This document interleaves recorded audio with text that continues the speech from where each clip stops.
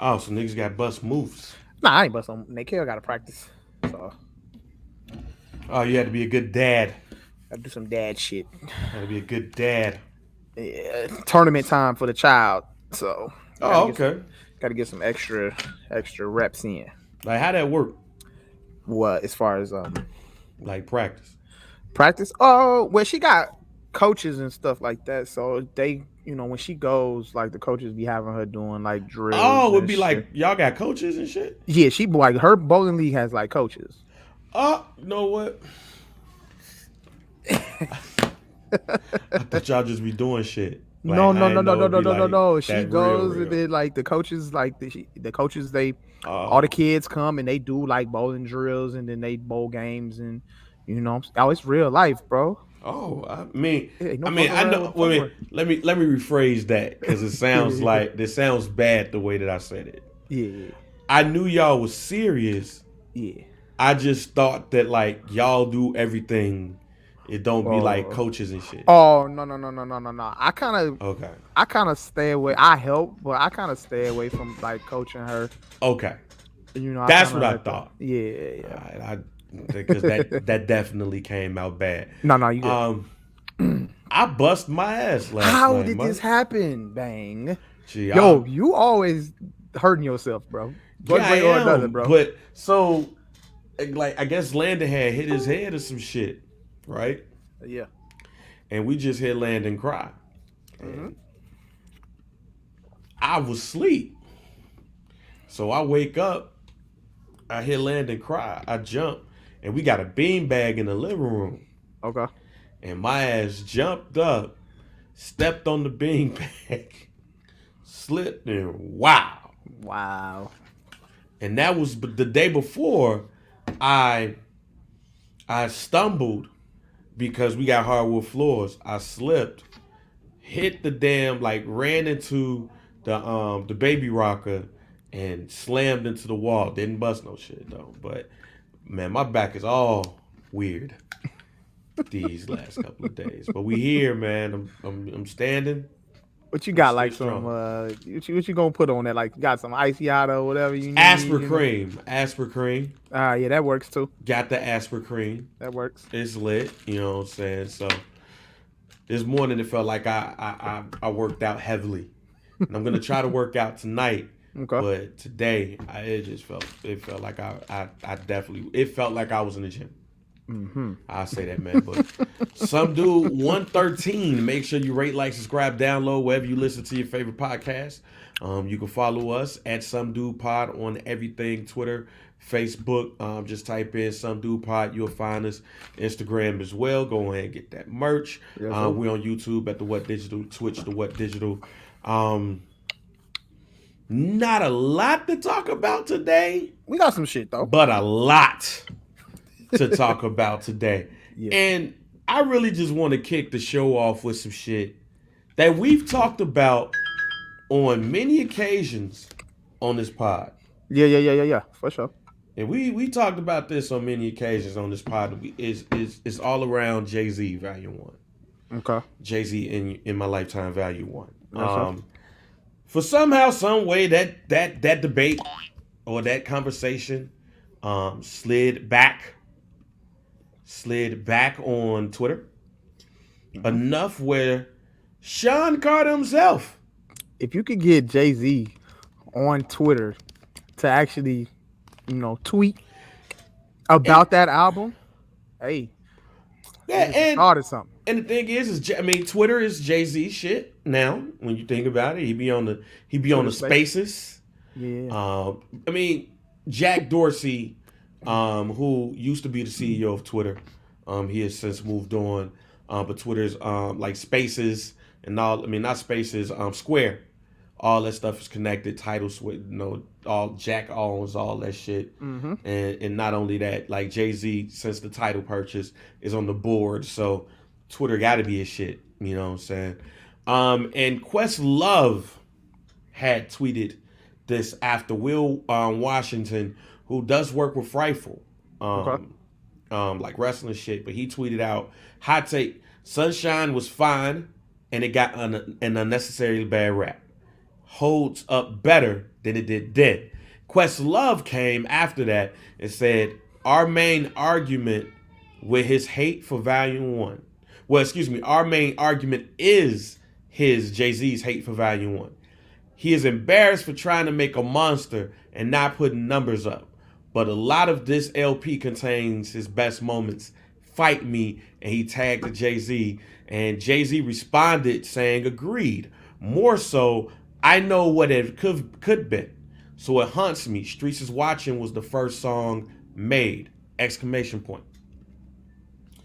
So we've heard Jay-Z talk about Volume 1 and how disappointed he was in Volume 1. And we've heard people talk about Sunshine and how they don't like Sunshine. I maintain that the only there's two reasons why people don't like, no, three reasons why people don't like Sunshine. Three. Mm-hmm. One is Jay-Z. Because Jay-Z over time has said that he made a mistake with the video. Not the song. The video. Mm-hmm. Two, and I maintain this, it's the video. I get it. Coming off of what we saw with Reasonable Doubt, we see all the colorful shit, the carnival with the starburst looks and shit. I get it. I'm not the biggest fan of the video.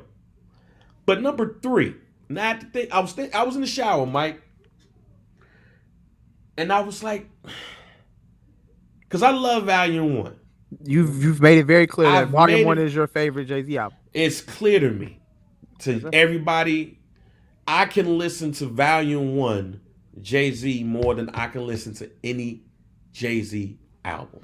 Okay. And I mean every last one.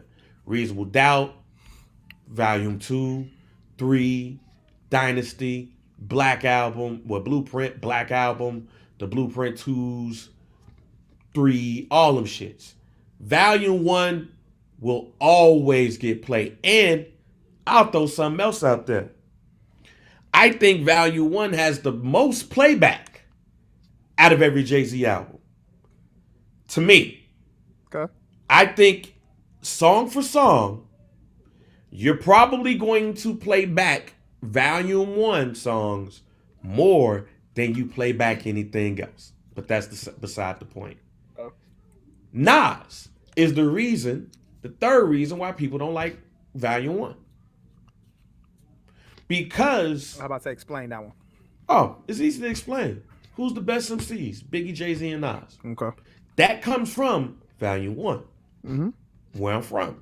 Mm-hmm. Streets is Watching. First video off of the joint. At the end of it, where I'm from. Is the little snippet. Yeah. Argue all day about who's the best MCs, Biggie, Jay-Z, and Nas. That's really the beginning, the genesis of the Jay-Z Nas argument. Okay. So any mistake, i.e. Sunshine, is going to get ate up by Nas fans who don't fuck with Jay-Z, who don't fuck with the way that he raps, what he raps about, all of that, because they stick with Nas. That's the essence of the argument. Okay. If he does not say that in Where I'm From, we probably don't even have the Jay-Z Nas arguments like we have. We're going to have a debate, but I'm not talking about debate. I'm talking about arguments. Okay.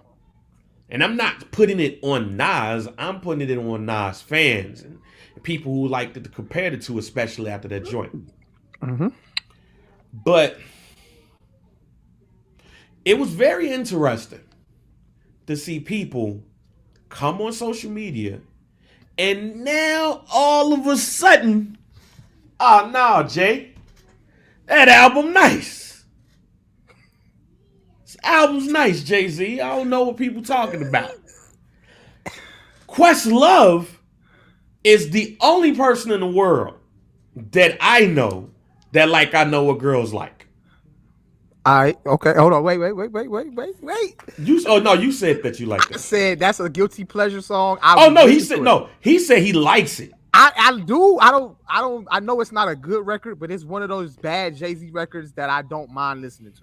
So pause. Like I know all the words That's and everything. Like I oh would, if yeah. that song came on, I would listen to it. I'm leading to this, Mike. Go I ahead. listened to that album today Yes, sir. after I said I was gonna prepare for the pod by listening to Volume 1. Mike, Okay. at 39 years old, I can't wait to hear what this nigga about to 4 months before 40, I didn't mind. I know what girls like. say. Look at that. I didn't mind it. Yo, no, oh, look, I was yo, shocked. it's a bad song, bro. I don't But know. it's one of those Go ahead. songs. Is that bad record that it's like that guilty pleasure. It's a guilty pleasure record. It's You one of know, those songs that you listen to it, bro, and they actually getting busy on Mike, that. that's what it was. I came away from listening to this song today and I was like, you know what? Sounds not bad. They are spitting that shit on there. Yeah, Kim got the fuck off. off, fam, off. But then Puff Part came. Yeah, And that's when I realized that's why I don't like this album. I mean, this song. I don't like this song because of Jay-Z. He was rapping. yeah. Whoever wrote Lil Kim's verse, even if it was Lil Kim, she got the fuck off. Mm-hmm. But when Puff started doing his, and we won't stop, Yeah. and we can't stop, I was like, And then I pushed pause, and I was like, wait a minute. Wait a minute. Yeah, It's Puff. that's crazy. It was Puff all along.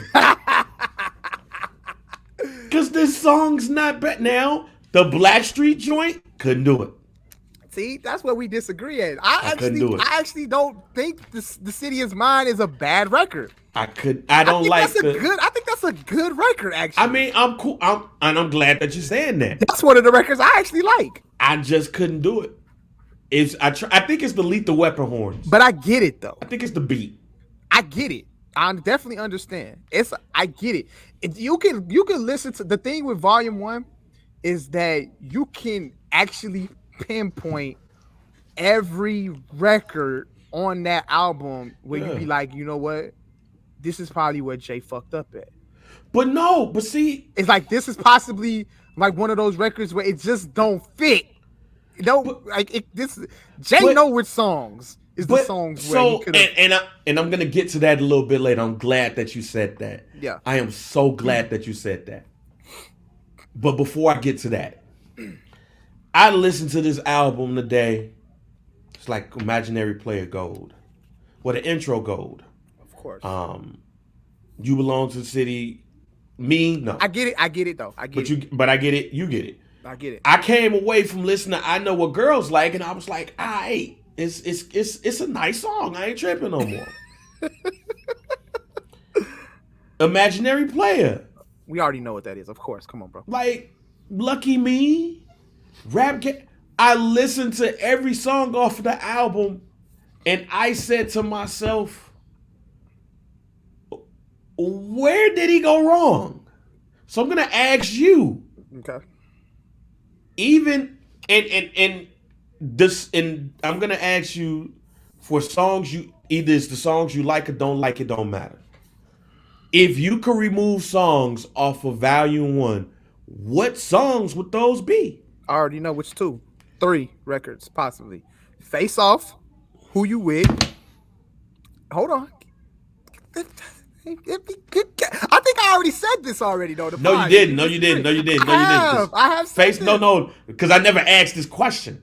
I think What I songs? just said it. Oh, well, I probably missed it, but Face Off? Okay, wait. Listen to me though. Listen to me. I like Face Off. This the one thing. This is the crazy thing about this album for me is that I understand why Jay felt like he went wrong and this album could have been bigger than what it is. There's records on here. You can take this song off of here, bro. What do we really love about Face Off? Me personally, I love the video. And if you haven't seen the video, then you haven't watched Streets is Watching. So that's the reason why I love Face Off so much, nigga. But Face Off ain't really that fire or mixes in with this album, though. It doesn't blend in with this. It's like one of those records he tried to make, and it was like, yeah, we gonna go to the strip club with this one. No, dog. This goes out to my Brooklyn crew. They got the fuck. I didn't say they didn't. I didn't say they didn't get off. This song can be taken off of here, though. Okay. We could put this on the Streets is Watching soundtrack or something like that. That's where this song belongs. That song belongs on the Streets is Watching soundtrack. This don't belong on this album. I Know What Girls Like. Put that on the Streets is Watching soundtrack. And Who You With, we could put that on the Streets is Watching soundtrack as well. These records, they just don't fit. They don't fit in. Those are the three songs right there. I Know What Girls Like, Who You With, and Face Off. I love Face Off, though. That's not bad. None of these songs are bad, though. These aren't bad songs. But when you really play this album, bro, they just don't fit in. Man, the transit. Don't fit in. Don't fit into me. It don't fit. They don't fit with the sound. I don't agree with you. Respectfully, I understand. I got respectfully, I don't agree with you with Face Off. I agree with you. I love Face Off. I have no problem with I agree with you with Who You With and I Know What Girls Like. Even though I fuck with it. And I'm keeping City Is Mine. I like City Is Mine. But here's the thing. I'm talking like album sequencing. Mm-hmm. Who You With into Face Off? Absolutely. Into absolutely. Real Niggas. Absolutely. The sequence of that is why I disagree. Okay. Because the sequence into Real Niggas is perfect. Okay. Now, I agree with you though. Still, even with that being said, I agree with you with Who You With and I Know What Girls Like. Because, and I think I told the story, but my homie D, whose birthday today, happy birthday. Yes, sir. He bought the tape. Mm-hmm. And we was talking, he was like, yo, I bought that new Jay-Z. And he knew I like Jay-Z from the Dead Presidents, Reasonable Doubt shit. Mm-hmm. I heard Who You With off the Sprung soundtrack and was like, nah. I specifically said... Could have left that on the Sprung soundtrack. No. I specifically said, this is sophomore slump. Okay. Like, I think he gonna fuck up this album. He was like, yeah, but I don't know. But just listen. And I listened to the album, and I kept it from him for a while. Like, nah, let me keep it. Let me not dub it. Mm-hmm. Let me keep the tape. Yeah.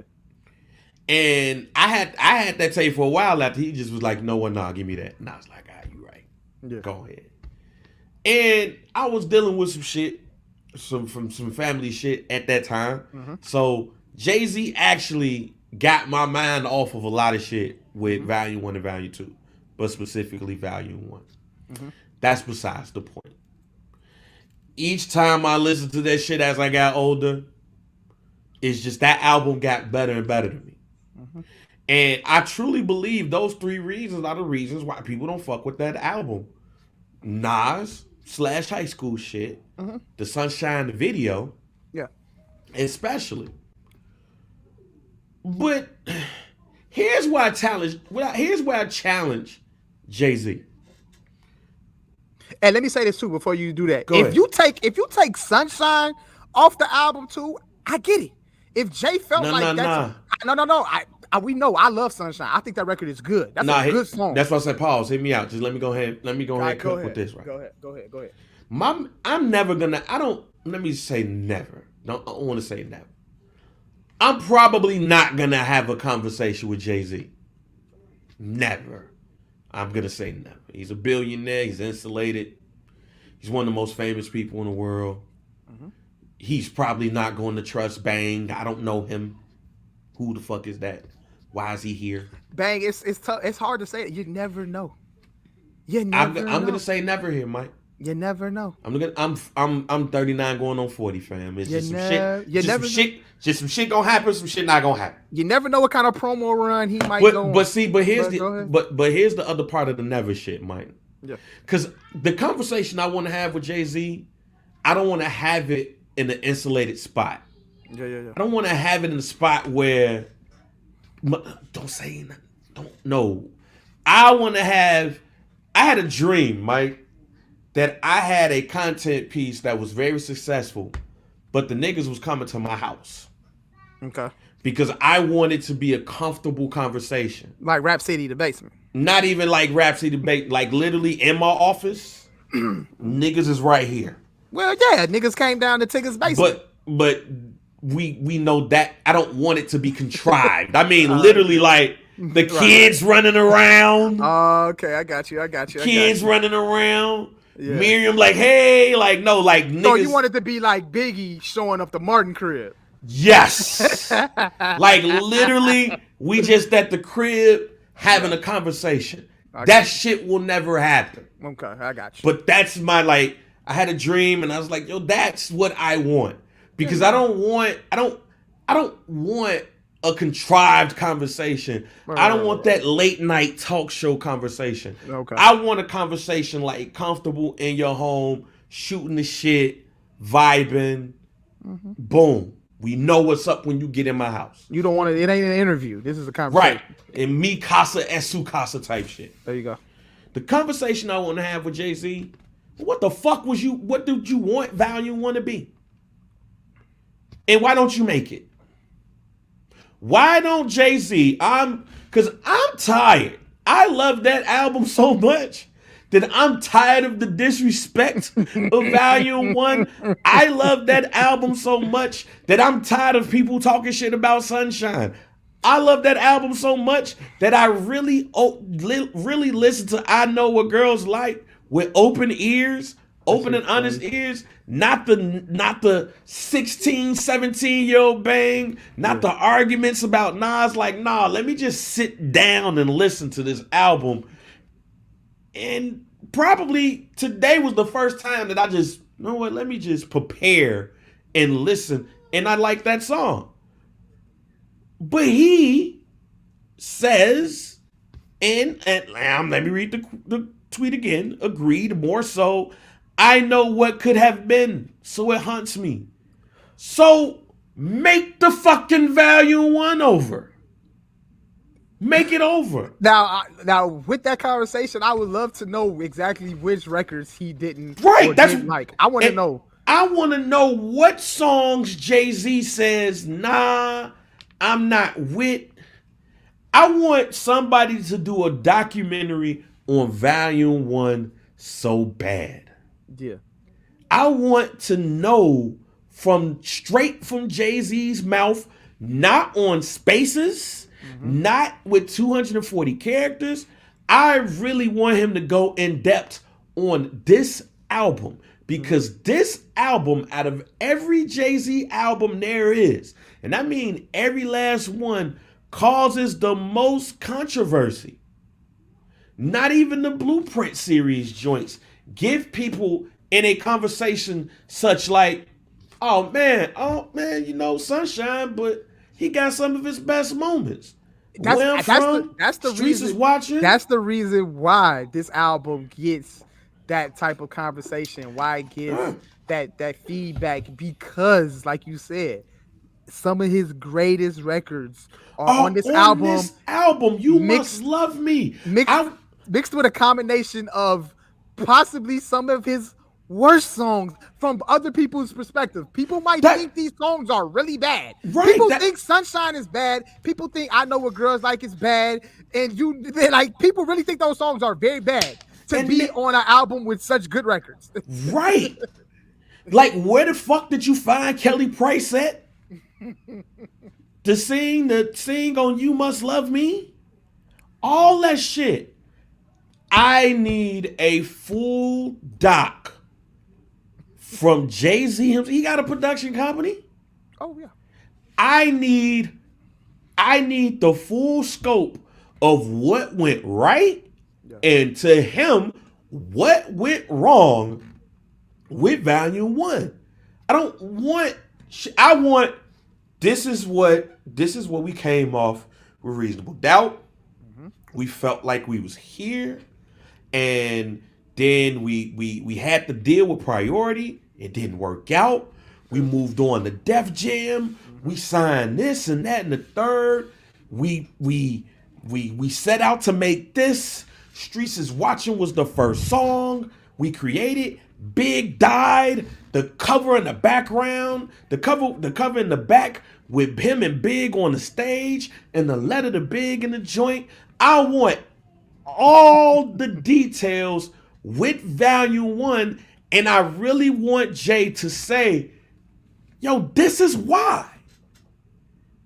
And all of the people that was involved in the making of the album, they state they shit too. Cause I'm telling you, this is.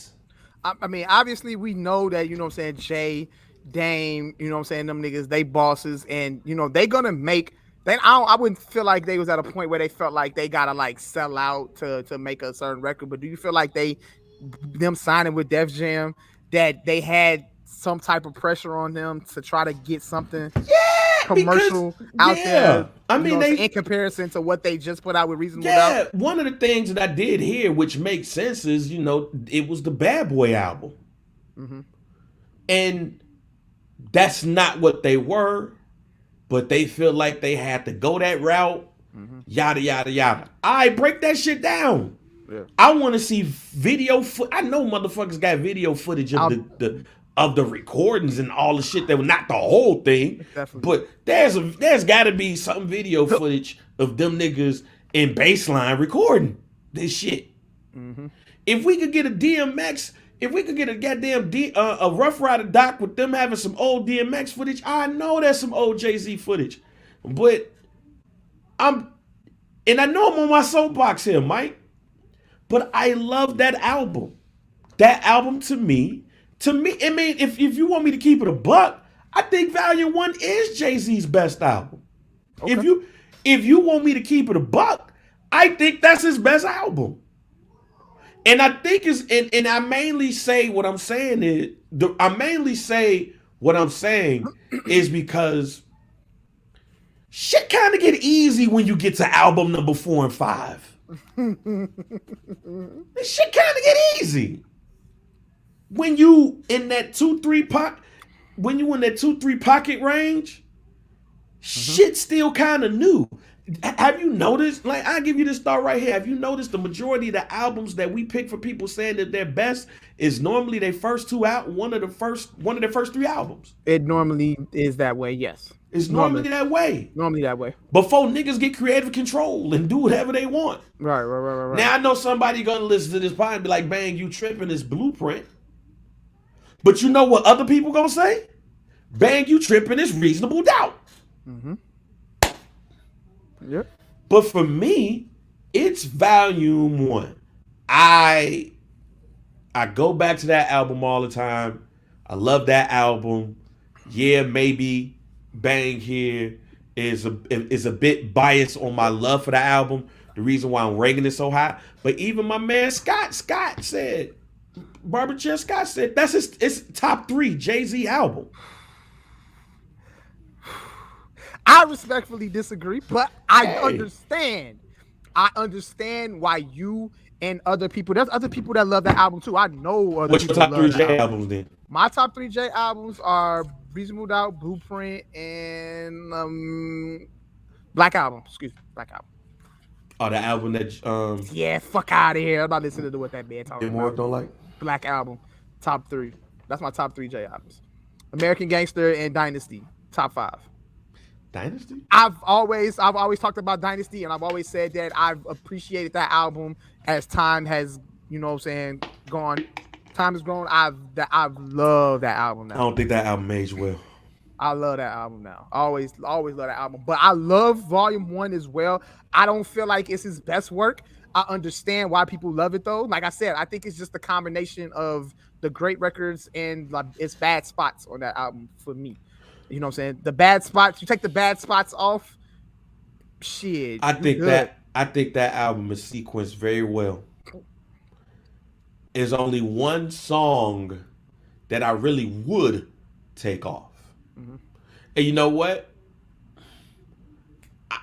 You'll be surprised.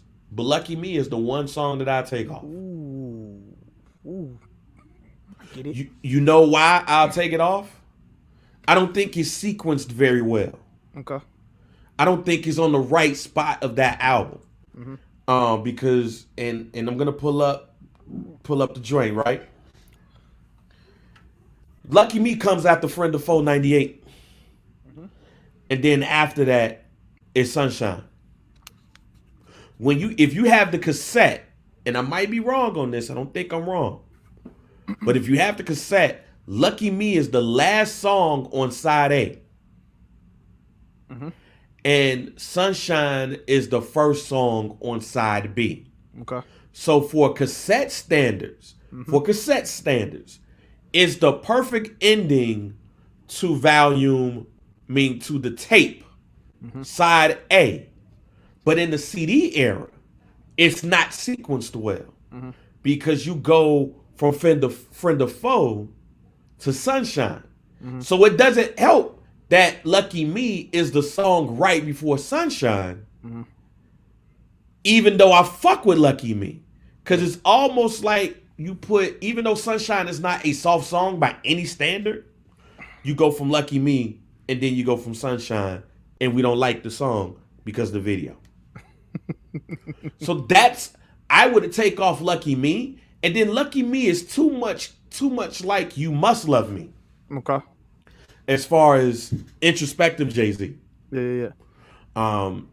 It's really two similar songs. Mm-hmm. And I can almost guarantee that if Jay-Z and I were talking, he would probably say, yeah, I'd probably remove Lucky Me off.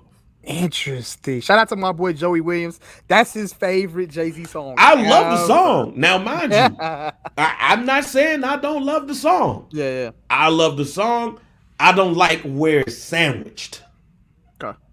That's why I don't like where it's sandwiched on the album. But I believe the reason why it was like that, if you just listen to the album, is because it would be the last song on the cassette, and on side A, and then on side B, you will get Sunshine kicking the joint right off. Yeah. But on a CD, that sequence is not the best to me. Okay. It's not like how we end up going to Rap Game, Crack Game. Okay. Did the Streets Is Watching movie come out after Volume 1 came out? Yeah. Okay, I'll just make sure. Yeah. But nah, I really want Jay-Z to come out and be like, look, we're gonna have a documentary, not a Twitter Spaces. We're gonna have a documentary about Volume 1. And we're gonna talk about the what I like, what I don't like. We're gonna break down the making of this shit. Cause it also seems like, well, ain't no seem like. We hear them say that Volume 2 was make or break because he didn't do the numbers like he wanted. And I also believe part of the reason why he didn't do the numbers he wanted was because of Tupac. Okay.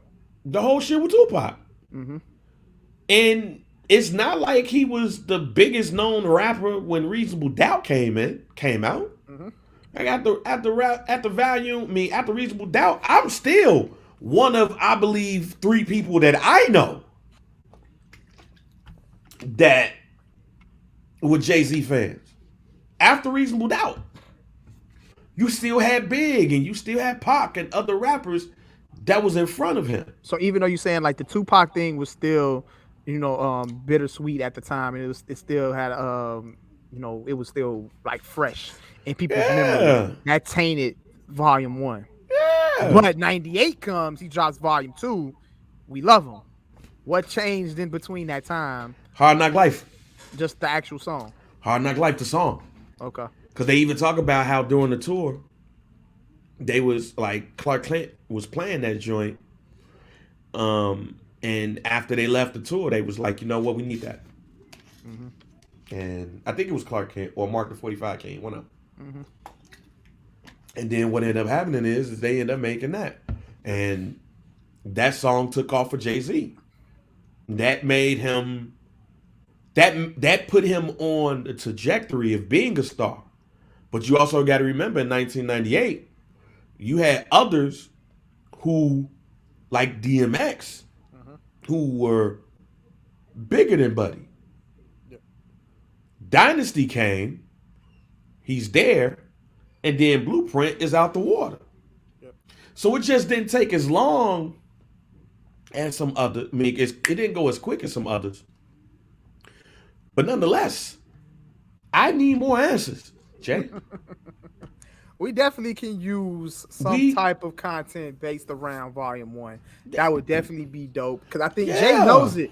Jay knows it. He knows the conversations that people have about his albums, and when the Volume 1 talk comes up, it's always about how great that album could have been and how great the album is. And if you take off, the one or two records that could possibly have made that album, you know what I'm saying, a solidified talk amongst reasonable doubt in Blueprint. But that's my challenge. This is my challenge to Jay-Z. Jay know. Straight out. Jay know. My challenge to Jay is make the album. Remake the album. Remake the album how you wanted to make it. I would love for Hov to do something like that. Or maybe it's songs that were made for Volume 1 that just didn't make the cut that y'all still got. Put together the album that you wanted Volume 1 to be. I think a lot of the album is what he wanted it to be. It's just a few records. No, Mike. His exact words. I know what could have been. So make it. Put it together. Do something. Let us know what Volume 1 was supposed to be. Okay. Either do a doc, give us the breakdown of the making of the album, and what could have been, and what you fuck with all that shit, or do it. Rap it. We ain't had no Jay-Z album since 444. I would love for Jay to get in the studio right now, and I always thought, based off, I always think like, Jay knows that Nas is the guy who they gonna compare him to. And Nas and Outhead done made 3 dope albums in a year. That's what I said. Jay-Z, this nigga ain't got no motivation. Jay-Z, Nas should be his motivation. Matter of fact, let me lay this shit down proper, Mike. Cause I'm beating around the bush and shit. We gonna lay this down proper. Y'all think if you say what I think you're gonna say, we gonna lay this down proper. Jay-Z, here's my challenge to you. You've came out with a couple of verses here and there in other people's projects. Mm-hmm. Some people love it. Some people like, Jay-Z getting old. Yet Nas ass that came out with 3 motherfucking albums in 1 year that everybody loved and got a Grammy. Mm-hmm. One of Nas's knocks is he ain't got no Grammy. He got a Grammy now. And he's probably going to get 2 in April. Talk that shit. Now, you got the most out of everybody, but still, you're number one. If you are Professor Xavier, Nas is Magneto. Magneto that came out with 3 albums in a year with Hit Boy. And the last album we got is you spilling your heart about your relationship status with no ID. With no ID. It's time. But you a billionaire, Jay. I get it. I get it. So you can rap about what you want. At this point in time, it might not matter. So make the Volume 1 how you wanted Volume 1 to be. If Volume 1 was the mistake, fix it. Fix it, Jay. Because I'm tired of having to defend an album I love.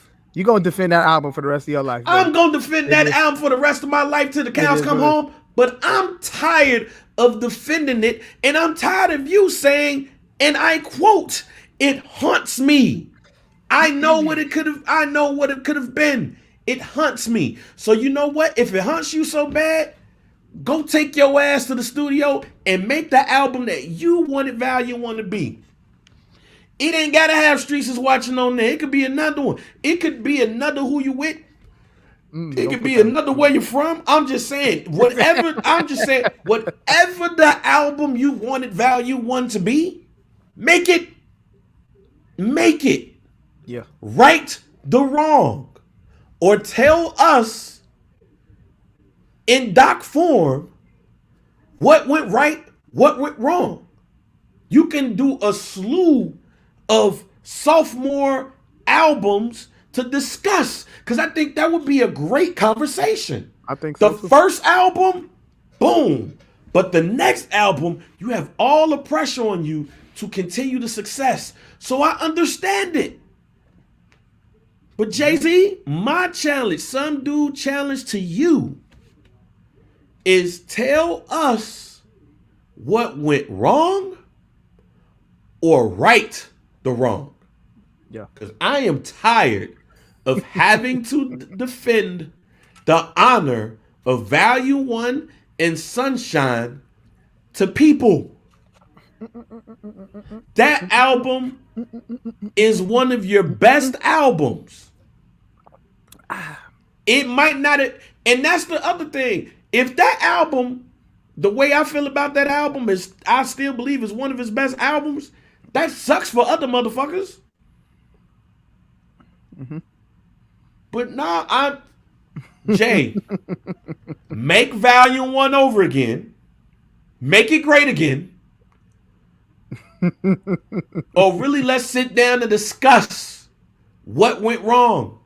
The name of this pod: Make Volume One Great Again. Make Value One great again. I have a garage. You guys can drive up in my garage. Don't nobody know you're here because it got the tent.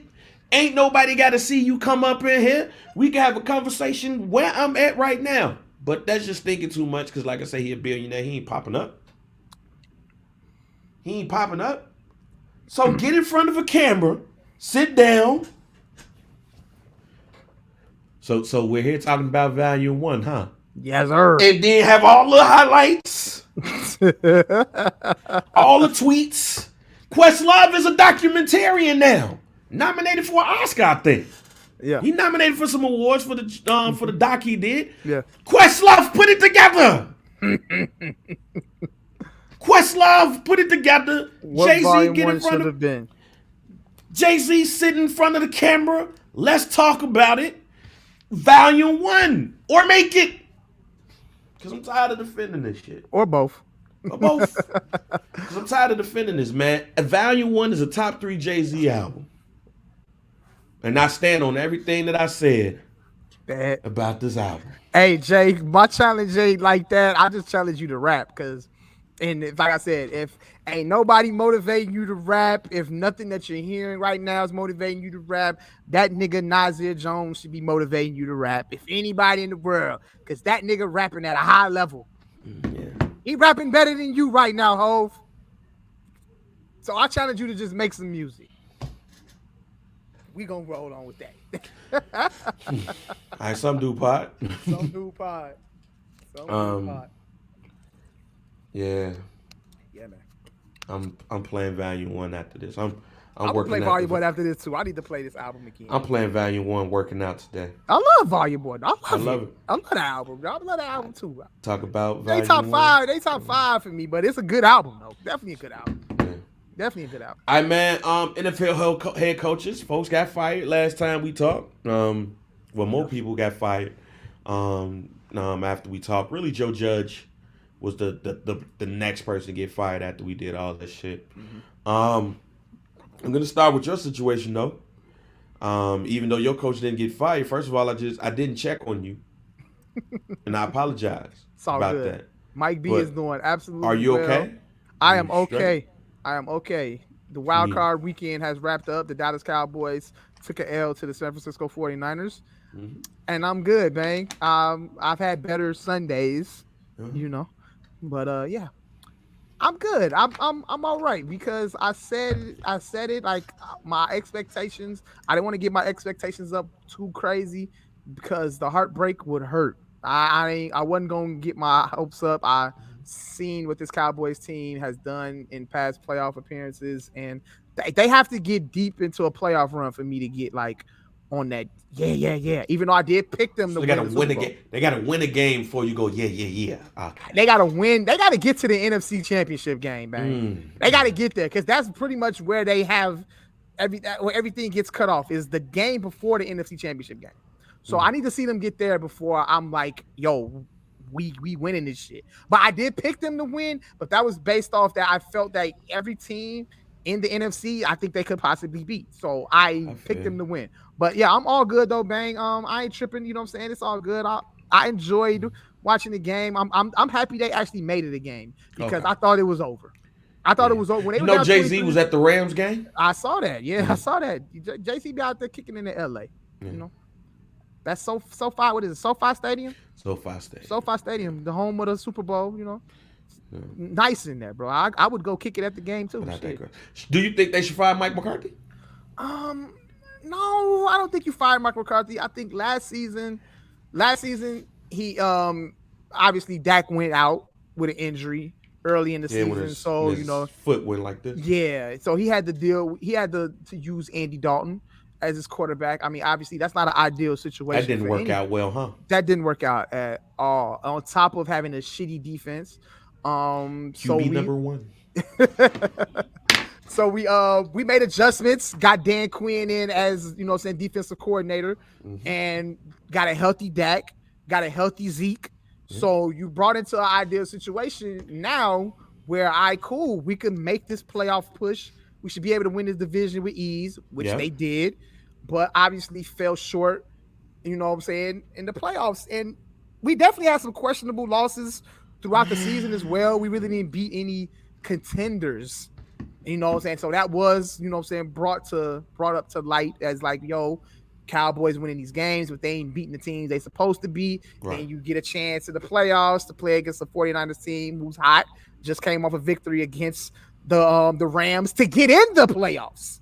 You know what I'm saying? So this is your chance right here, McCarthy. And obviously McCarthy's a Super Bowl coach. He won the Super Bowl. He's won the Super Bowl. He knows how to win. But I don't think you fire him yet, but I think he's on the hot seat for next season for sure. If we bring back everybody, you know, bring the whole team back as far as like, you know, we figured out the contract situation with Coop and, you know, a couple other players on the squad. I mean, you bring back the whole squad, you pretty much got the same hand that you was dealt last season. Shouldn't be no reason why we make a playoff push next season. So I think if we fall short next year, McCarthy might be out of there. We'll see. But right now, though, I don't think you fire McCarthy, though. I don't have a problem with McCarthy. Honestly. When they signed him, I was cool with it. I said, let's ride. So, overall, I think, you know what I'm saying, I think we could go one more season under McCarthy. I don't think you fire him right now. I don't think so. I hear you, Mike. I just don't know. Now, it's a questionable game management decisions that McCarthy has made throughout the season and definitely in that game. But I think it was more just so on the team as a whole than it is on McCarthy. I can't blame everything on McCarthy in that game, man. Like the penalties killed us. Dak wasn't good in that game. We utilized our best offensive weapon one time. CeeDee Lamb is the best player on the Cowboys offensive side of the ball minus Dak Prescott, and you were only able to get him the ball one time. Now, he did catch a couple first down catches that led to penalties. We got taken away. We got to let Mike Cook here. Got taken away. That hurt slowly coming out. Go ahead. It got taken away, but at the end of the day, you don't utilize CeeDee Lamb, you lose. You lose the game. He's the best player on the team, and we did not get him the football. And they were playing soft coverage. They wasn't even like up on him, double teaming him at all. Dak was missing throws. It just the run game was shit. You know what I'm saying? Hey, it is what your man's had a torn PCL, fam. He's playing with a torn PCL. That's cool, Zeke. That's cool. I applaud you, bro. I applaud you for getting in shape during the offseason, losing weight. But at the end of the day, you still played like shit throughout most of the season. Tony Pollard was our bright spot with the run. And hey, bro, I don't know, man. We just didn't do what we were supposed to do with the weapons that we had on the offensive side of the ball. The defensive side of the ball is what kept us in that game, even though they got ran over in the first couple of drives, but they were able to maintain the game and keep us alive. The offense didn't do their fucking job, bro. So, and I don't know who to blame on this. Everybody got to take the blame here. McCarthy got to take the blame. Kellen Moore got to take the blame. Dak got to take the blame. You know, everybody got to take some blame. You get the blame. You get the blame. You get the blame. You get the This blame. shit is on everybody, not just on McCarthy. I might. But yeah, go ahead though. What is your thoughts? Normally, I wouldn't like. This is not a Matt Nagy type situation. Mm-hmm. I'm looking at the coordinators, Okay. specifically Dan Quinn. Okay. And I know Dan Quinn gets a bad rap with the Atlanta shit. He took the team to the Super Bowl 28-3, Mm-hmm. all that shit. But I wouldn't mind. I mean, if it came down to it, I wouldn't mind Dan Quinn being the coach of the Bears Mm-hmm. than some of the other people that Okay. It's all people forget that it's not just about the coach, and I'm going to talk about this a little more with the Bears shit. Yeah. It's not just about the coach that you hire; it's about the people that you bring with you. Mm-hmm. Like Mike McCarthy made a dumbass decision to hire Mike Nolan as his defensive coordinator last year. Mm-hmm. When Mike Nolan was out of football for a while, and even when he was in there as the defensive coordinator after his run with the 49ers, shit wasn't all good. Yeah. But he was like, yo, I'm going to bring the homie because I fuck with him. Yeah. I know he ain't the best, but that's my nigga. and we see what happened, Yeah. right?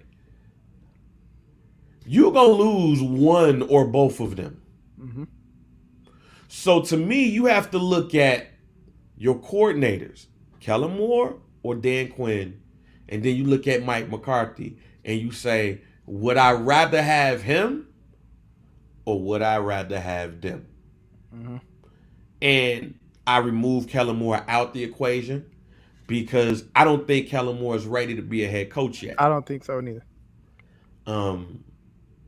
But I look at Dan Quinn and I say, if Kellen Moore is not taking a job and I'm looking at Dan Quinn as my head coach, I'm probably going to take a chance on that setup before I take a chance on Mike McCarthy again. That's what the issue for me is. Okay. Would I rather want Dan Quinn at this point or Mike McCarthy at this point? If Kellen Moore is still there, I want Dan Quinn as my head coach. Okay. I don't really trust Mike McCarthy. That's my whole thing. Yeah. I forgot who it was. I think it was matter of fact, it was Greeny and Dominique Foxworth. And it didn't hit me until he said it. Greeny said, how many head coaching interviews is Dan Quinn gotten? 4.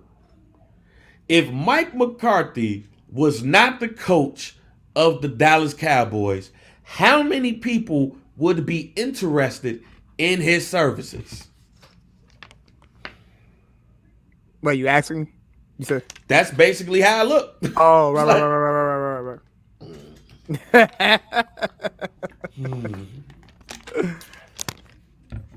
And that's my thing. Yeah. It just seems like to me that Mike McCarthy is playing CEO, which is nothing wrong with, because I'm going to talk about that a little bit later. But I just don't trust him as the man that making decisions as the CEO on the field. Yeah. I would let him go now and elevate Dan Quinn, because Dan Quinn's going to fuck around and go to Denver. Mm-hmm. And now you got to look for another defensive coordinator. Yeah. Which is going to be his third as the head coach. Do you have the person or know the person that can bring. Nah, I don't know. I don't know. I think, Mike, y'all got a Super Bowl caliber team. Absolutely. But I think that y'all need a coach to bring out the Super Bowl caliber in y'all. We are one head coach away. Y'all are one head coach away from a potential dynasty type squad that can make playoff Super Bowl runs every year. Y'all are a coach away. I definitely agree with that. And that coach is not currently your head coach. You waste and I'm afraid that they're gonna fuck around and waste another year. Because they're not gonna fire McCarthy though. I already know it. I know they're not, because they've basically said, that they're comfortable with him. They gave him the vote of confidence and shit. But let's just say for instance, Dan Quinn's gone 4 games into the next season. Y'all don't look good. They fire Mike McCarthy. Yeah. Don't step up and be the interim coach. And it can't be Kellen Moore. Yeah. Because you don't want to put yourself in a position like you did when you let go. Who was it? Wade Phillips? Yeah. For Jason Garrett. Yep. Then y'all was 8-8 for the rest of y'all life. That's what I'm talking about. 8-8 every year. 2016 they went 12-4, 13-3. With Garrett? That was the Dak's rookie year. You're right. Because he wrote off how many games straight? Like 8 or some shit? Yeah, like as soon as Romo went down, he came in. Yeah. We was like, that's when you said Dak Prescott season now. Yep. It's his time. Dak Prescott era. That's my worry about y'all, fam. That y'all don't have the right head coach that's gonna lead y'all to where I believe that this team could go. Now, in my situation with the Bears, we're in a conundrum. And I don't even use that word a lot. Explain. It's probably about 2 or 3 times I've ever used that in my life. Yeah. We have no GM. We have no head coach. We have a president or a CEO of the team who clearly said, hey, I don't know a lot about football, but they gonna answer to me. Mm-hmm. There was a report on Yahoo that I had through into some dude pod group that I thought that was interesting. Mm-hmm. And this is not a vote for this man. It was just an interesting read. And it was around Brian Flores and his it was his reasoning, like they're smitten with him. Mm-hmm. That's the report, that they're smitten with Brian Flores. Yeah. So they like him. Okay. And it was definitely a situation that I wanted people to read before they react. I read the article. Right, because I thought it was interesting. Yeah. To say the least. Okay. So one of the things that came up was he basically wants to be a level up on the GM, whoever they hire. Okay. It's a situation basically similar to Kyle Shanahan and John Lynch. Okay. If you don't know, while they hired John Lynch to be the GM, Kyle Shanahan has the final say in football decisions. Okay. They work with each other. So it's like John Lynch say, hey, I like so-and-so Trey Lance. So what do you think? We think we should draft this guy? And then Kyle Shanahan says. Kyle Shanahan be like, yeah. Because, I mean, that's what really happened. That's what really happened with the whole thing with Trey Lance. Uh-huh. It's like, yo, I want him, and they got him. So that's what he wants. Yeah. But the reasoning behind it was surprising to me. So apparently, he wanted Jim Caldwell, former head coach of the Colts, and former head coach of the Detroit Lions. He wanted him to be his offensive coordinator. Okay. But Caldwell got sick. So The team recommended Chan Gailey.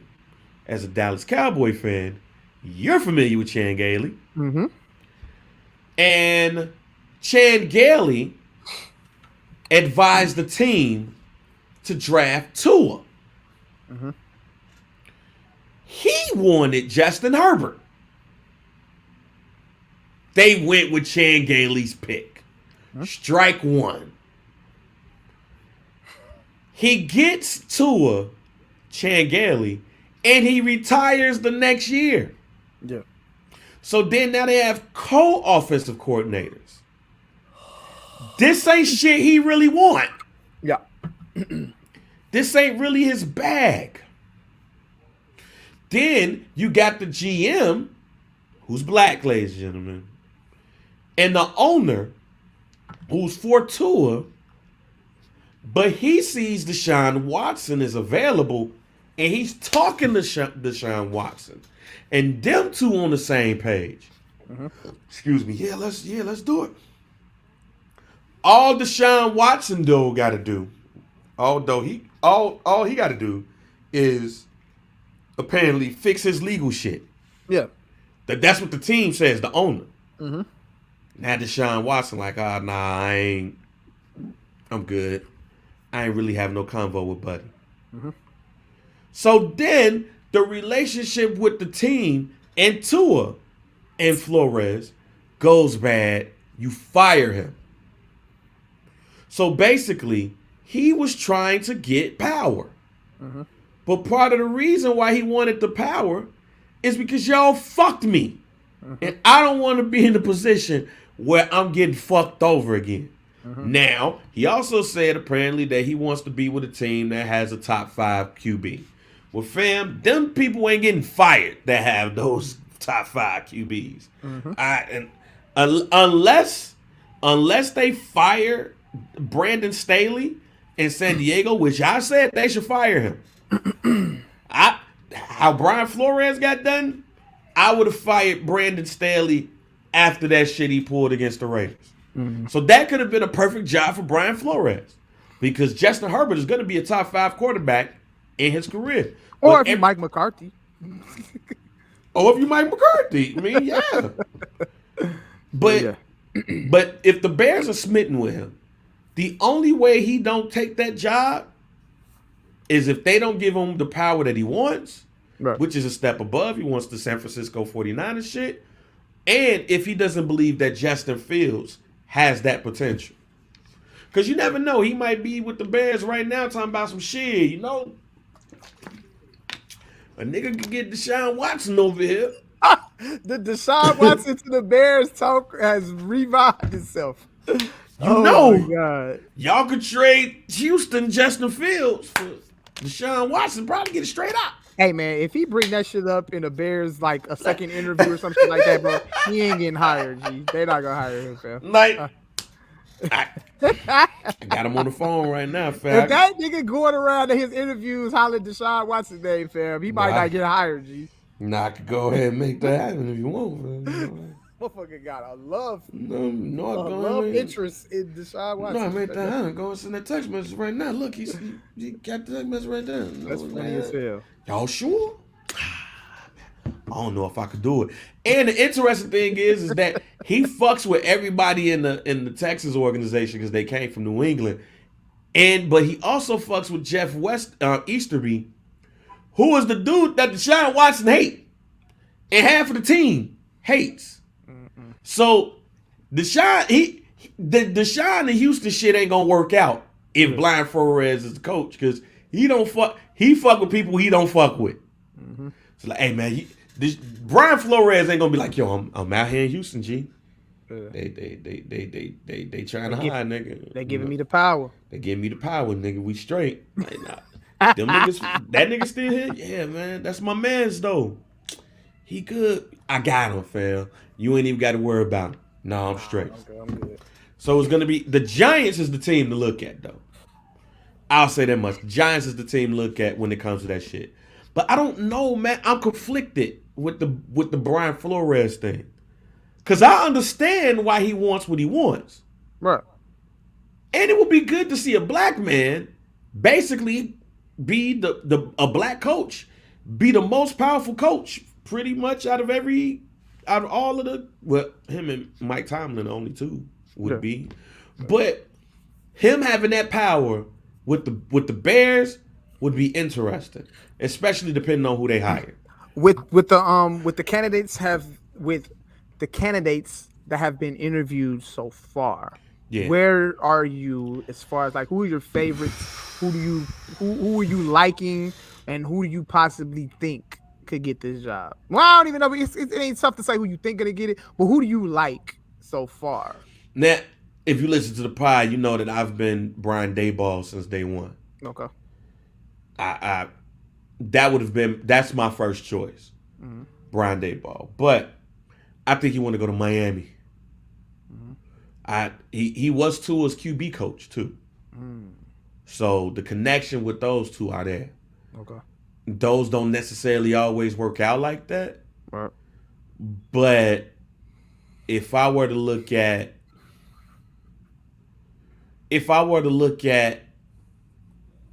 like fits and stuff, him knowing the AFC East, and then looking at Mitch, because he's had Mitch under his tutelage for this full year. Mm-hmm.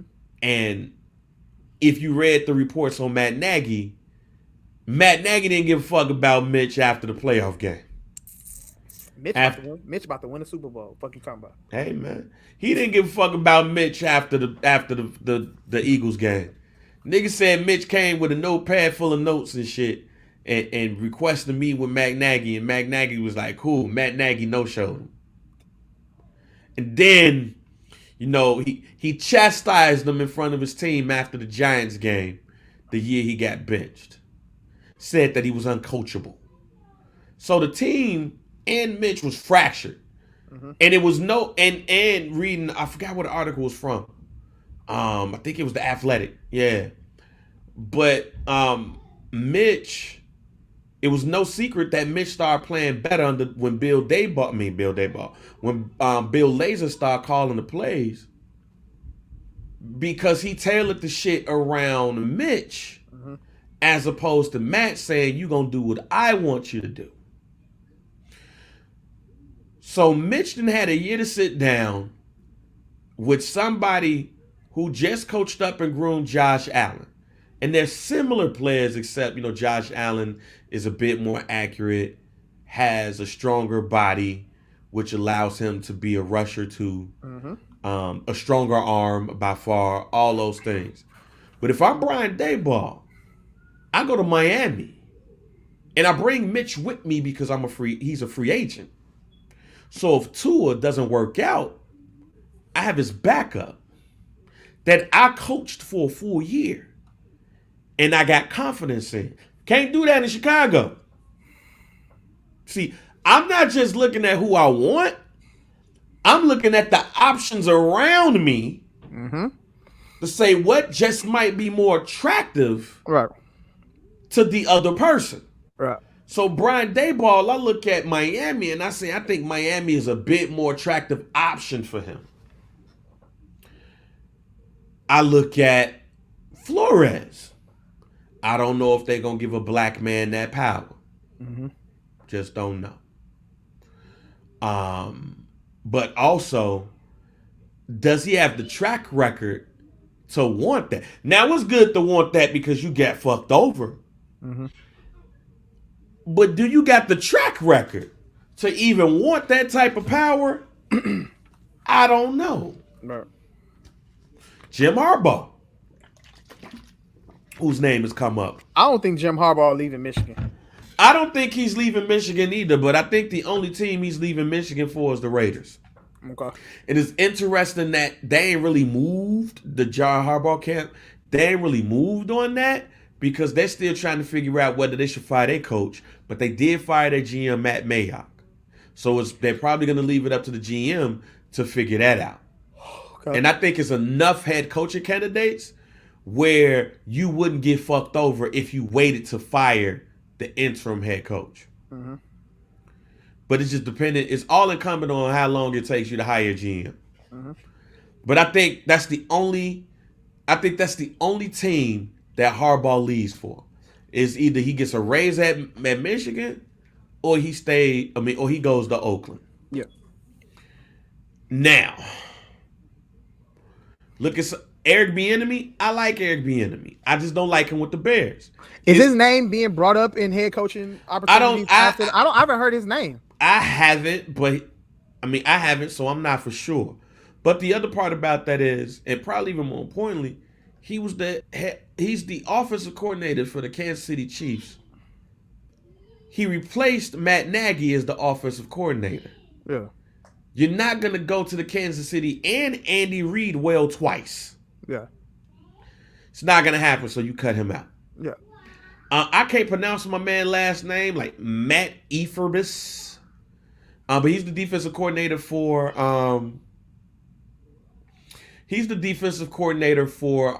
the Indianapolis Colts. And he's actually a finalist for the job. He's a finalist for the Jacksonville Jaguars job as well. Since he's been the defensive coordinator, the Indianapolis Colts have been a top 10 team on defense. And as we've seen, that Colts defense is, as they got a good defense. What thoughts does he have around the grooming of Justin Fields, though? Like, is it somebody that on the Colts or outside the Colts organization that'd be a good OC for him? I don't know. So I'm going to go back to Brian Flores. What interests me about Brian Flores is his original choice to be the offensive coordinator for the Miami Dolphins. Jim Caldwell, who also interviewed for the Bears job. Okay. Jim Caldwell probably is not going to get a head coaching job this year. But if Brian Flores can talk to Jim Caldwell, and Jim Caldwell would be interested in becoming the offensive coordinator if Brian Flores is hired, a Flores-Jim Caldwell ticket would be very interesting. Jim Caldwell is a great quarterback coach. He's also a great offensive mind. He coached Peyton Manning while he was there with Tony Dungy, and he coached Matt Stafford when Matt Stafford was breaking records, passing 500 yards a game and all that shit with Detroit. One of the few times Detroit has been a successful, in their words of success. Yep. But the time where we was like, oh, they good over there. Jim Caldwell was the coach and should not have been fired. He had a winning record when he was fired for Matt Patricia from New England. He's somebody that I can trust with Justin Fields. Okay. So as a defensive guy, a quality, proven offensive person as his offensive coordinator, you do what you need to do with the offense. I got it over here. Okay. Find you a quality general manager who's down with being a step under. I like the Brian Flores ticket more than I like anything else right now. I'm not saying that he's the right person for the job. I like the setup. Because with Brian Daboll, Ken Dorsey, former Miami Dolphins quarterback, he's more than likely going to be elevated to the offensive coordinator position if Brian Daboll leaves. Who does Brian Daboll bring over on the offensive side of the ball? I don't know. I don't. And who does he bring on the defensive side? Now, if you were to ask me who I think is going to get the job, though, it's a person that I didn't name, and that's Leslie Frazier, defensive coordinator for the Buffalo Bills. A deserving guy, was in a less than optimal situation with the Vikings as their head coach. Formerly of a starting cornerback with the 85 Bears. I've had some talks with a couple Bears fans, and Leslie Frazier's name is definitely amongst the favorites Yeah, of those they he's want to bring in. yeah, he's been tied to that job shit since like they was talking about firing Matt Nagy after Thanksgiving. So I mean, hey, um, yeah, I just think, I mean, because of that, and then Bill Polian being the person that is helping find the coach. Yeah. Bill Polian has ties to the Buffalo Bills. He has ties to Leslie Frazier too. Um, I think whoever gets hired is going to be somebody who got close ties to Bill Polian. Hmm. I know I don't. Bill Polian does not strike me as the person that will hire Brian Flores after having issues with the with ownership and the GM. So my prediction, and I hope I'm wrong, is the GM of the Bears will end up being Jeff Ireland, who was formerly the GM and the vice president of player personnel for the Miami Dolphins. Hmm. When he was hired, when Bill Parcells had came to the Miami organization, he had formerly worked with the Cowboys, and that's where he knew Ireland from. So he brought him over, and then when Bill Parcells retired and stepped down, Jeff Ireland took over. I talked about it on last pod. Ireland did a great job until um, he fucked up a couple of times, most notably asking Dez Bryant mom if she used to be a prostitute or if her daddy was a pimp or some shit like that. And teams and players and agents really steered clear from the Miami Dolphins because that comment you could say is racist in nature. He apologized, but I'm not. He did a good job with helping change things over in New Orleans. Yeah. And he has experience with being a GM. And this person is probably going to be the lead football guy. Yeah. And that's the key to me with the GM job. Or even Brian Flores. Whoever is appointed like that is the leader in football operations. They only answer to McCaskey. Mm-hmm. So whoever gets this job, I believe, has to be somebody that has experience. And you lean into that. I'm not for sure if Jeff Ireland will be my pick. Rick Smith, that used to be with the Texans, will actually be my pick. But I'm talking about hiring too many black people for the Bears. It's not gonna work. But I think Jeff Ireland is gonna be the pick to be the GM. And I believe that Leslie Frazier is going to be the pick to be the head coach of the Chicago Bears. Okay. And you will be cool with that? I will only be cool with it once you see who they bring in on the offensive side of the ball. Okay. It's not going to be Ken Dorsey. So what does the Leslie Frazier staff look like?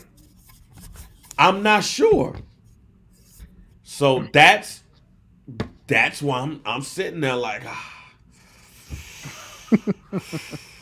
we in a conundrum because, and I know people, if we don't get like Flores or Dayball or some, like most notable names, like the Chicago Bears fans and the Chicago Bears meatheads is gonna be, oh man, fuck this, fuck the Bears, they hired blah blah blah again, but Lovie Smith wasn't high on a lot of people's list when he became the head coach. Mm-hmm. Matter of fact, he was like that third choice to be their head coach. And that's pretty much your last successful head coach. Mike Ditka wasn't on everybody's radar to be a head coach. He was a special teams coordinator. Mm-hmm. And that is your most successful head coach. Yeah. So we'll see what happens. Yes, but I think they're going to land on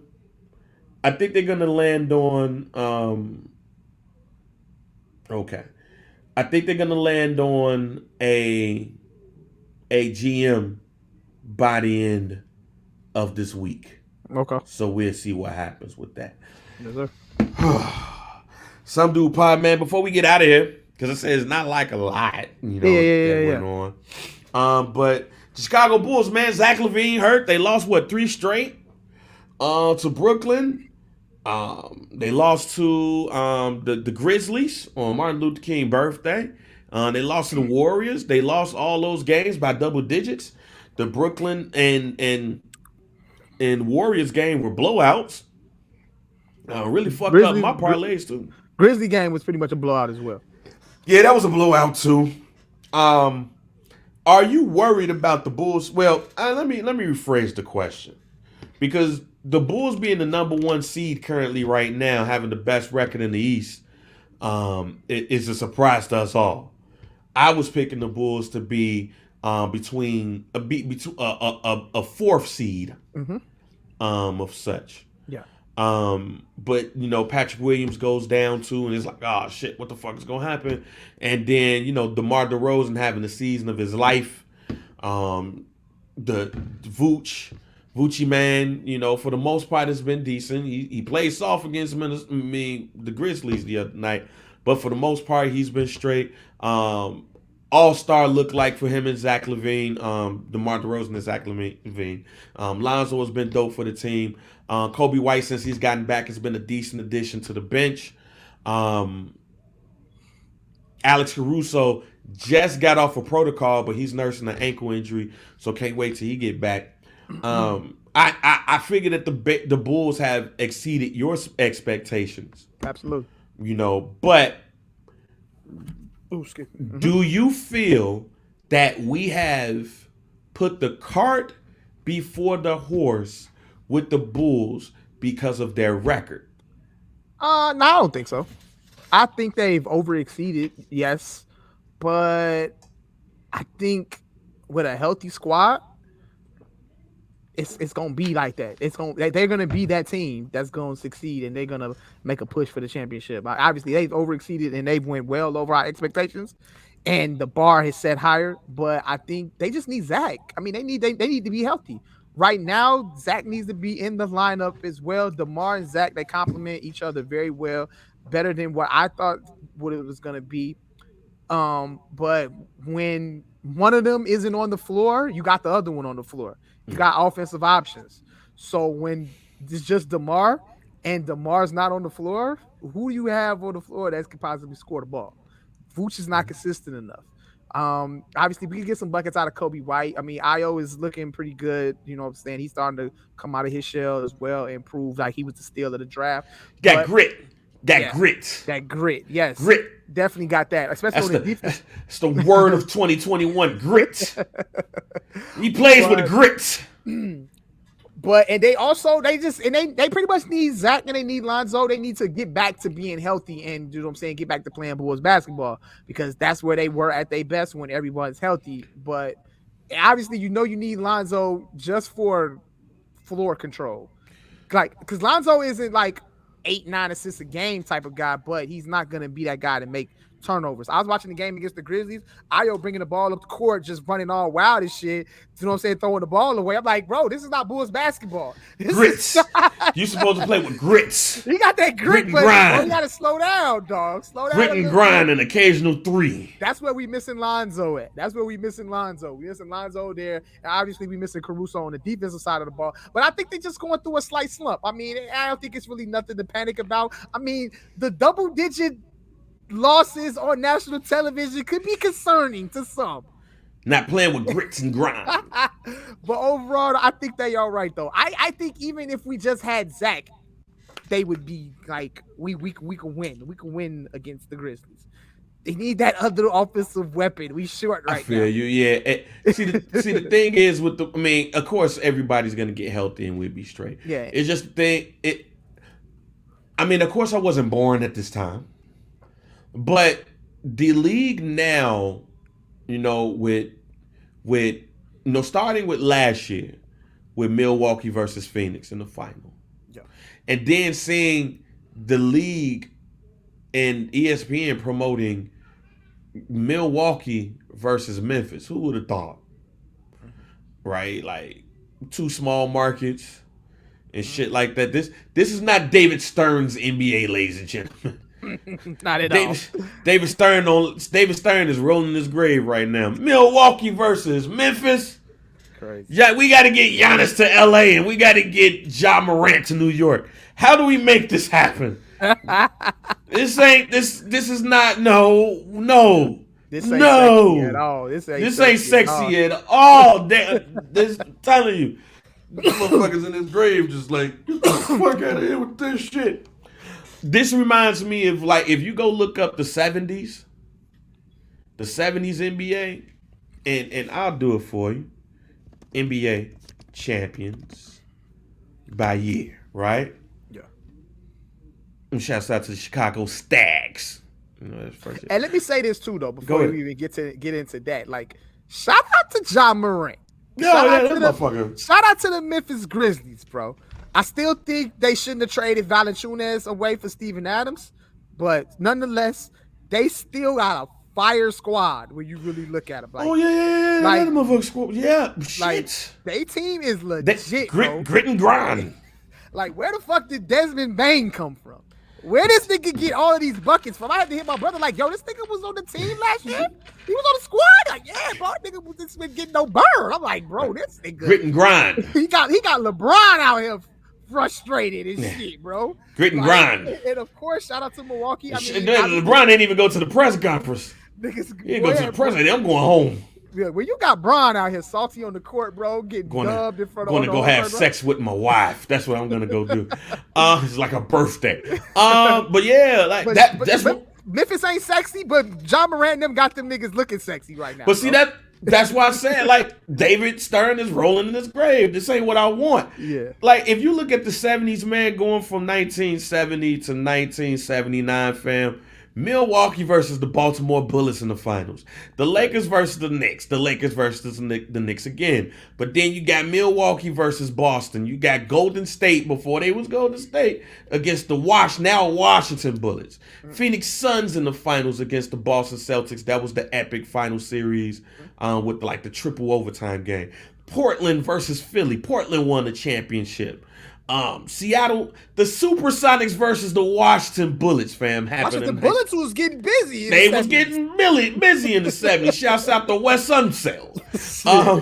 And then the end of the decade, you had the Bullets going to the finals again against the Seattle Supersonics. So the Supersonics and the Bullets went to the finals 2 years in a row. They split. You got Bill Walton and the Trailblazers winning the championship. Rick Barry and them winning the championship. Kareem Abdul-Jabbar going to the finals. You mix that in. With the Knicks and the Lakers going twice in a row, and the Baltimore / Washington Bullets. That is the last time that you saw true parity in the NBA. Mm-hmm. I believe that we're at that time where we're seeing more parity in the NBA. Okay. Yeah, you got the Lakers and the Miami Heat. Sorry, y'all. That's still the intramural championship to me. So you go 2022 and you see Milwaukee versus Phoenix. Mm-hmm. You look at the league right now and you see Memphis, and like you see what Memphis is doing. Which is catching everybody by surprise. You just got through talking about how, whoa, what the fuck did Desmond Bain come in? But let's look at the West right now, right? The Suns, the Warriors, the Grizzlies, and the Utah Jazz got the top 4 seeds. Uh-huh. Then after that, you got the Dallas Mavericks, the Denver Nuggets, the Minnesota Timberwolves as the 7th seed, and then the Lakers is the 8th seed. Yeah, so you got the top 4, and then you got a pile of shit. Right. All big blended up together. Everybody's pretty much the same record, 22-21. But when the last time we even talked about the Minnesota Timberwolves being in playoff contention, let alone the playoffs? And before the season Jimmy started, Butler was there. And before the season started on the pod, I called the Minnesota Timberwolves making the playoffs. You did. And I don't think we still have seen the best of them yet. I still think they're somewhat inconsistent, but like I said, they're playing much better basketball. And I think the more that D'Lo and Karl Anthony Towns and Anthony Edwards play together, they're gonna grow as a unit. And you got Pat Beverly coming off the bench, or I think Pat Beverly be starting not sometimes too. But I think Pat Beverly was a good addition for them.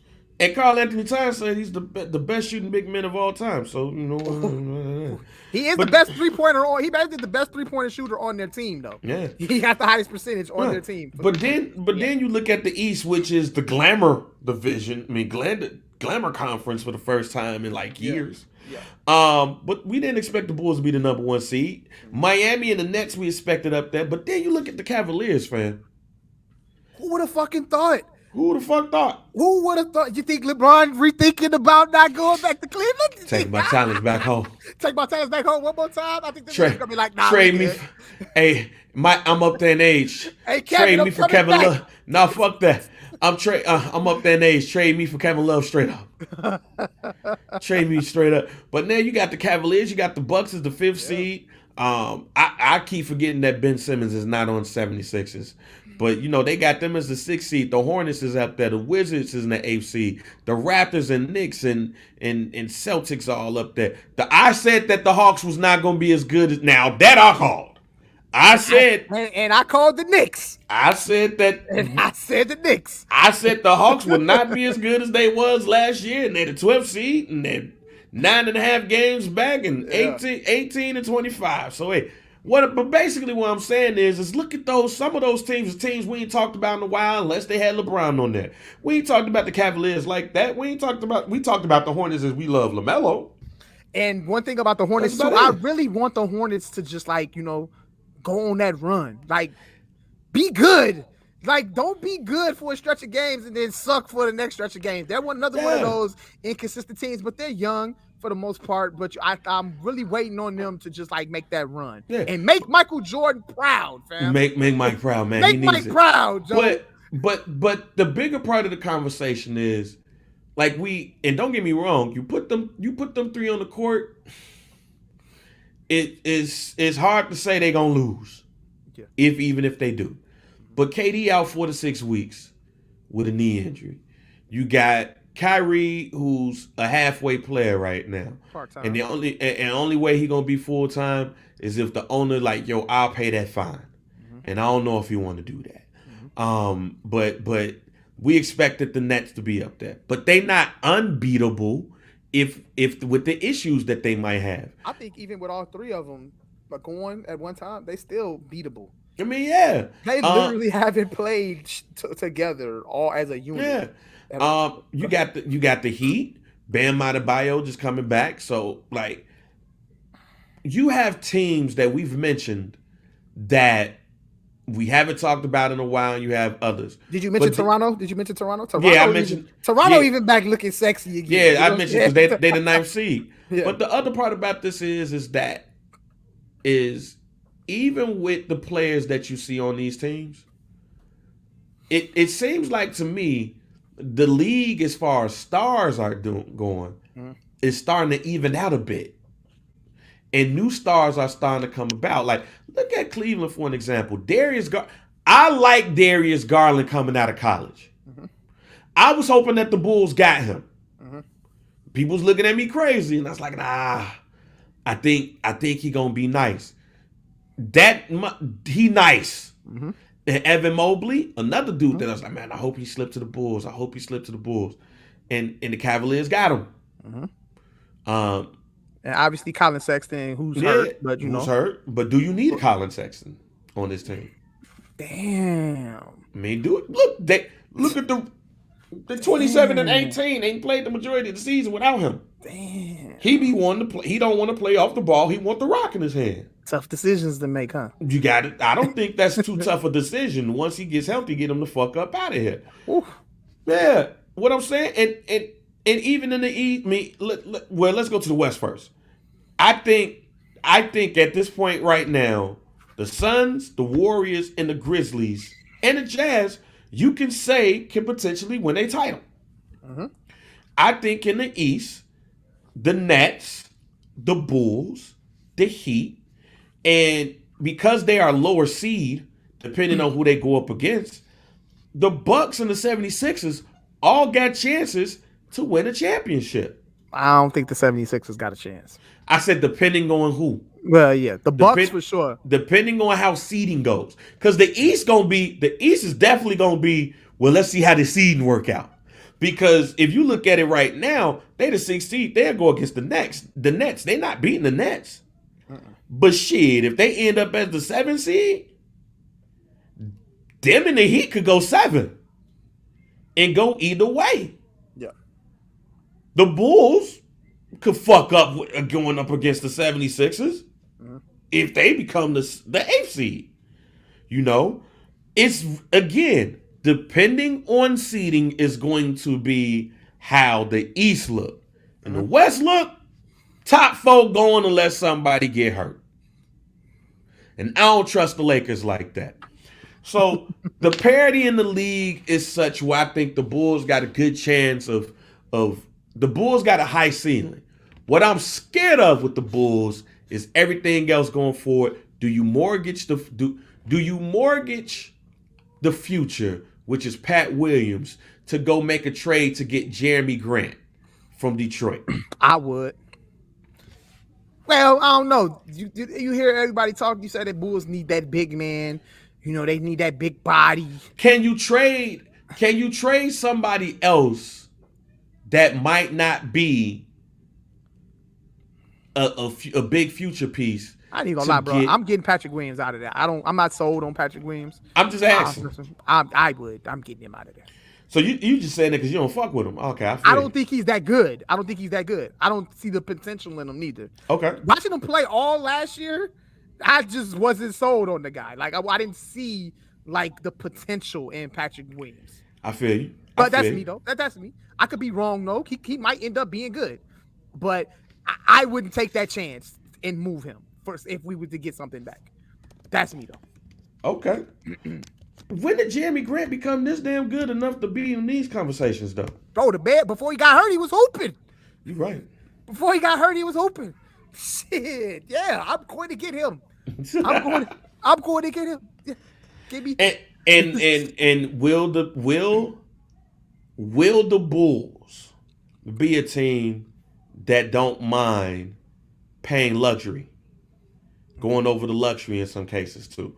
Like that's what's going to be interesting to me because I think that AK in the front office expected growth, but they didn't expect this. Mm-hmm. Yes. I don't think they expected this at all. I don't think so. Either. So it's like shit. Now you have to move fast. Yeah. And I'm wondering how that's gonna look. Yeah. So, well, we'll see. But they can't be getting on national TV, man, shit in the bucket, man. We gotta get that together, man. Making us look bad. You know what I'm saying? We can't be acting like that in front of company, y'all. We gotta get on TV and we gotta do work, man, on national television. Hey, can't man. be getting my ass busted like that. I ain't like that. I feel you on that, Mike. Didn't like that. I feel you on that, Mike, but shit. I mean, but I think overall though, the Bulls be fine. They're good. When you go up against the big three all at once, what you expect to happen? I mean, the game was 70-77. Like the game was tied in the third quarter. I went to sleep, woke up. These niggas lost by 40. Yeah, I was. Fuck. I'm trying to figure out what transpired in those minutes. I was like, yo, I'm glad I ain't bet on this game. Yeah, so shit was wild, bro. And then I picked the blowout for the next game, and then Zach get hurt, and that fuck up my parlay. Yeah. So yeah. Tough. Well, look, man. Speaking of that, do we got any hot takes before we dip? Nah, I think we good, man. I want to say one thing too about people who I understand the Cowboys. They get a lot of hate. Yeah. Go ahead and get your... They catch the internet. Matter of fact, no. Let me just say my hot take, yeah. And then I'll let you end with that because I think ahead. that's something that we should end the pod with about what you're about to talk about. It's not necessarily a hot take. It's, I believe, conversation is what's going on. I think the league is laughing at the Lakers right now. I think the league is laughing at LeBron and the Lakers right now. You might be right. The Lakers, like LeBron be coming up here talking about some, Laker Nation, I apologize, and all of that shit. And I get it. But LeBron James pretty much, along with Rob Pelinka, pretty much put this team together. That's why he's apologizing. But he ain't Cause he gonna know, tell you that. but that's why he apologizes. I know He I'm know. not. He know this is doing. And the thing is, I think that the team itself just made a lackadaisical attempt to create what they felt could be a championship contender. Uh-huh. And this ain't it. Uh-huh. And not only that, they are they are the eighth seed in a weak Western Conference. I believe wholeheartedly that this team is looking bad because of the decisions that LeBron and Rob Pelinka made, Uh-huh. and I think the league is sitting back laughing. The Yeah. league is sitting back laughing, and I have a feeling that the league is saying you're getting what you deserved. You tried to load the deck with Anthony Davis. You and Rich Paul, or Rich Paul by you, forced the trade to Anthony Davis. He only wanted to go to one team, and that's the Lakers. Uh-huh. And other than the year of the lockout, which I still say that was a year for Anthony Davis to get rest more than anything, so he don't break down and get hurt during the season like he normally do. Uh-huh. What has he done since? Gotten hurt. You make a trade for Russell Westbrook, and he's had small little spurts, little dunk on Rudy Gobert and all of that, but he been huff. Sad to say, but yes. You you could have handpicked any coach, but you was like, no, y'all do what y'all do. They hired Frank Vogel. Frank Vogel's supposed to be a defensive head coach. They are not one of the better defensive teams in the league. Part of that reason might be because the old people on their team. Now he's basically being evaluated on a game by game basis. If they fuck up and get blown out, they play the what? They play the Nets soon, I think tonight, or Uh-huh. whenever they play them. Once they get their ass blown out by KD and them, well, not KD and them, but Kyrie and James Harden, bruh, he getting fired. So who your next head coach? David Fizdale? For now, you I don't mean, hire a new head coach in the middle of the season, right? no, he's assistant. So he's gonna take over for the rest of the He's season. the only person and I he could. didn't. And he didn't win a game while Vogel was on protocol. Was in protocol.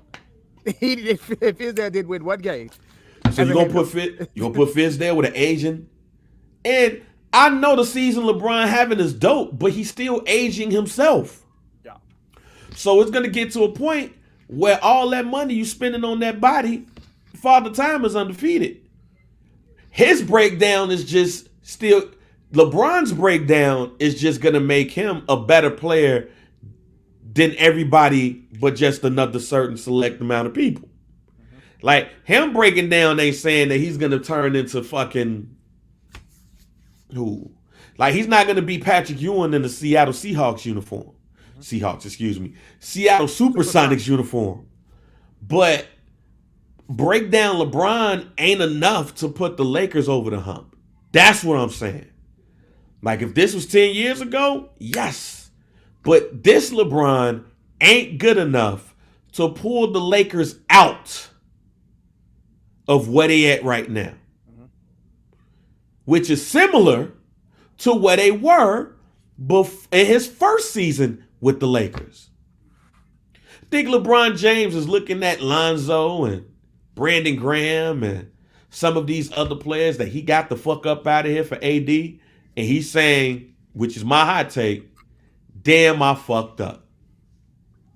He's not going to tell the media this shit. But I guarantee you, he looks at AD and he thought he was getting the dog.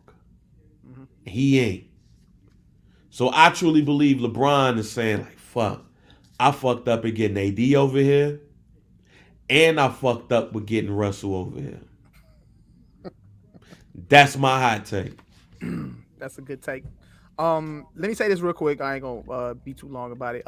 I know the Dallas Cowboys are the butt of jokes when it comes to, you know, saying the NFL, especially when they lose. Um, and a lot of people say it's because their fan base. People are not fans of the Dallas Cowboy fan base, and because they're like the worst fan base ever in the world. I I totally disagree.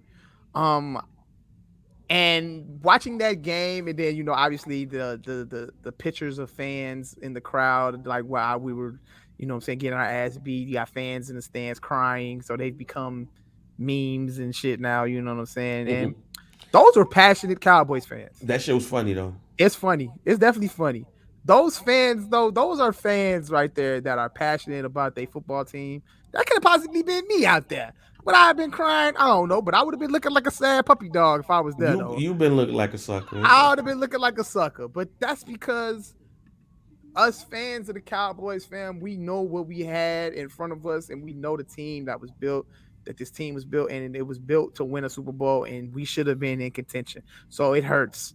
But and then you get guys like Stephen A and everything like that. They get on here, they make their jokes about the Cowboys because they claim they hate the fan base. Bro, the take is that the Cowboys don't have the one of the worst fan bases in the world. We actually have one of the greatest fan bases in the world. I Oh. think that's the take. We have one of the greatest fan bases in the world, and people just don't like the Cowboys because obviously, yeah, they're put on a high pedestal as being America's team. Yes, they've, you know, had that reputation of, you know, saying winning or being a winning franchise in the 90s. And, you know I'm saying, we look forward to them being that kind of franchise, you know I'm saying, going forward, and they should be that franchise going forward. Yes, but that's not the fans' fault. That's not the fans' fault for having a high expectation of their football team. So, you know, so for everybody out there, they make their memes and they jokes and, you know what I'm saying, like that. Yes, all right, cool. Do it because, yeah, the Cowboys are the butt of jokes because they failed to meet expectations. Not Yeah. because y'all dislike they fans, because the fans ain't did shit, bro. I've never been one of those obnoxious Cowboys fans and just shit on other people's teams, saying my team is better than yours. I like nothing like that. I don't think Cowboys fans are unrealistic. I think, you know what I'm saying, we know what's the potential our franchise has. And, you know, it's just we always fall short. It's not the fans' fault. It's Jerry Jones' fault. But yeah, that's just what it is, man. I always wanted to say that, man. Like, man, Joe, Cowboys got some of the best fans in the world, man. I love my fellow Cowboys fans. I got plenty of Cowboys fans on my timeline and my friends list and everything like that, fam. And it hurts. It hurts. We But praying for you, Mike. it's all good though. We praying for you, But Mike. that's just what it is, man. We're gonna end it off right there, man. Some do pod. Make sure y'all rate, like, make sure y'all Yeah. subscribe. You know what I'm saying? Make sure you follow us on IG at some dude pod. Follow JR Bang at JR Bang. Follow Mike B at Mike B underscore CHR. You can also follow us on Twitter. I didn't know we had a Twitter page I until made it. I just didn't recently. push it. Bang made a Twitter page, didn't tell me or nothing. I don't There's even a know lot the of stuff password. going on, Mike. Yeah, it's all good. I got you. But yeah, go follow us on Twitter as well at some dude. Make sure you join the community on Facebook, hashtag some dude pod. Make sure you subscribe to the What Digital on YouTube. And yeah, cop that merch. And that's all that, man. We good. We gonna get up out of here and we gonna see y'all next week, man. Sure.